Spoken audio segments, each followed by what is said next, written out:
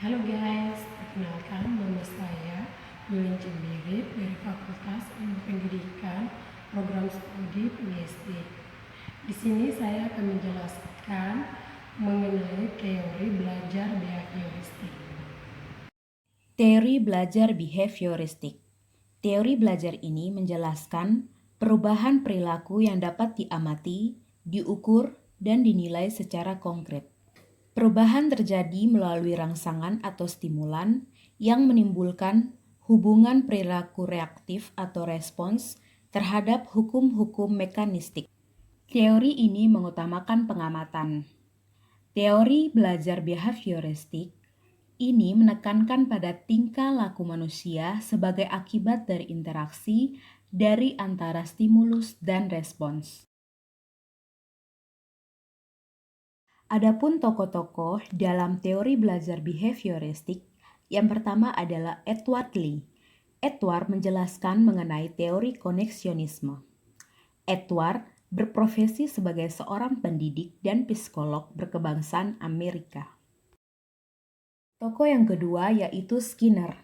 Skinner berkebangsaan Amerika, dikenal sebagai tokoh behavioris dengan pendekatan model instruksi langsung dan meyakini bahwa perilaku dikontrol melalui proses operant conditioning. Manajemen kelas menurut Skinner ialah berupa usaha untuk memodifikasi perilaku antara lain dengan proses penguatan, yaitu memberi penghargaan pada perilaku yang diinginkan dan tidak memberi imbalan apapun pada perilaku yang tidak tepat.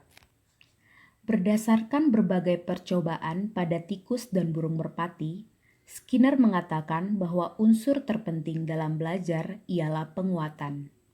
Maksudnya ialah pengetahuan yang terbentuk melalui ikatan stimulus respons akan semakin kuat bila diberi penguatan. Skinner membagi penguatan ini menjadi dua, yaitu penguatan positif dan negatif. Bentuk-bentuk penguatan positif berupa hadiah, perilaku, atau penghargaan.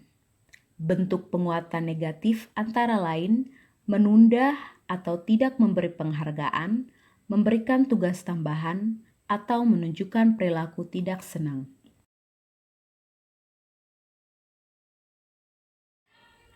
Tokoh yang ketiga yaitu David Ausubel. David Ausubel lahir pada tanggal 25 Oktober tahun 1918 di Brooklyn, New York. Belajar menurut Ausubel merupakan proses internal yang tidak dapat diamati secara langsung. Tokoh yang keempat yaitu Robert. Robert merupakan seorang psikolog pendidikan berkebangsaan Amerika yang terkenal dengan penemuannya berupa condition of learning.